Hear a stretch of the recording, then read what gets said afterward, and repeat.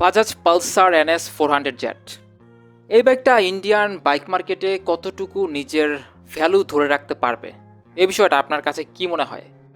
সম্পূর্ণ বিষয়ের আলোচনা থাকবে আজকের এই ভিডিওতে। আপনি জানতে পারবেন বাইকটা আপনি কেন কিনবেন বা আপনার কেনা প্রয়োজন হবে কিনা, নাকি বাইকটা না কিনলেও চলবে, কারণ এই সেগমেন্টে আরও অনেক বাইকই আছে।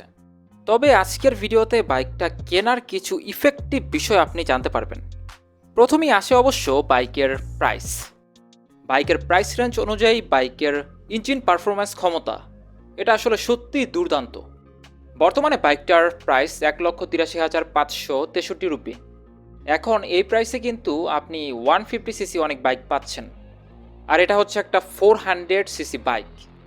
কোথায় 150cc বাইক আর কোথায় 400cc বাইক, আসলে পার্থক্য কিন্তু ব্যাপক। প্রাইস রেঞ্জ অনুযায়ী আমার কাছে মনে হয় এই বাইকটা আসলে 1 নাম্বার পজিশনে থাকবে।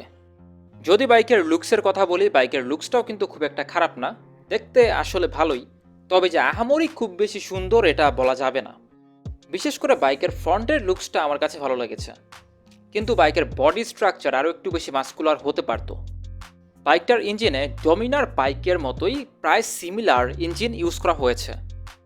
এছাড়াও এই বাইকের থ্রোটল রেসপন্স আপনাকে স্যাটিসফাই করবে, কারণ বাইকের পাওয়ার এবং টর্ক ডেলিভারি ক্ষমতা আসলেই দুর্দান্ত। যেহেতু এটা 400cc একটা বাইক, সেক্ষেত্রে তো এটার পাওয়ার এবং টর্ক ডেলিভারি ক্ষমতা বেশি হবেই।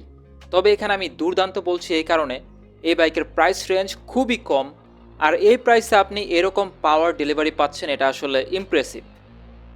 বাইকটা থেকে আপনি পাওয়ার প্রডিউস করতে পারবেন 8,800 RPM-এ 40 PS, এবং আপনি টর্ক প্রডিউস করতে পারবেন 6,500 RPM-এ 35 নিউটন মিটার। আর বাইকের টপ স্পিড আপনাকে 100% স্যাটিসফাই করবে, কারণ বাইকটা থেকে আপনি সর্বোচ্চ গতি পাবেন 171 কিলোমিটার পর্যন্ত, যেটা আসলে হিউজ। এছাড়াও বাইকের ফ্রন্টে সাসপেনশন ইউজ করা হয়েছে 43 মিলিমিটার আপসাইড ডাউন ফর্কস, এবং বাইকের পেছনে থাকছে অ্যাডজাস্টেবল মনোশক।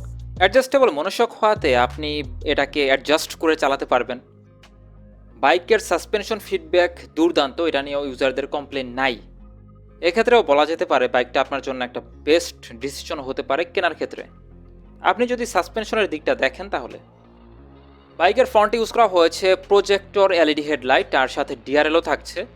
এছাড়াও এটার লুকসটা তো আকর্ষণীয় বটেই। আপনি এটা থেকে 90 ভিজিবিলিটি বেশ ভালোই পাবেন, আপনার এক্সট্রা ফগ লাইট ইনস্টল করার কোনো প্রয়োজন নাই।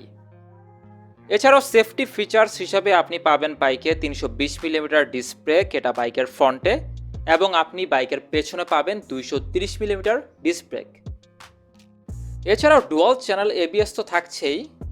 বাইকের ব্রেকিং বাইট নিয়ে এক্সপেকটেশন করা যায় কোনো প্রকার কমপ্লেইন থাকবে না। বাইকের টায়ার সাইজটাও কিন্তু হিউজ মোটা। বাইকের ফ্রন্টের জায়গাতে টায়ার সাইজ 110, এবং পেছনের জায়গাতে টায়ার সাইজ 150। সব মিলিয়ে বাইকটা আপনার জন্য একটা প্যাকেজ হতে পারে, আমি আবারও বলছি, বাইকের প্রাইস রেঞ্জ অনুযায়ী। কারণ আপনি 400cc একটা বাইক পাচ্ছেন 1,83,563 রুপিতে। এই প্রাইস রেঞ্জে এখন পর্যন্ত কোনো কোম্পানি আপনাকে 400cc বাইক দিচ্ছে না। যদি কেউ দিয়ে থাকে অবশ্যই জানাবেন কমেন্ট বক্সে, তবে ওই বিষয়টা আমার জানা নাই। ভিডিওটা ইন্ডিয়া অথবা বাংলাদেশ থেকে যেখান থেকে আপনারা দেখছেন, চ্যানেলটাকে সাবস্ক্রাইব করে রাখবেন। এই চ্যানেলে দুই দেশের বাইকগুলো নিয়েই ভিডিও তৈরি করা হয়। আজকের মতো এই পর্যন্তই, দেখা হবে নতুন ভিডিওতে। আল্লাহ হাফেজ।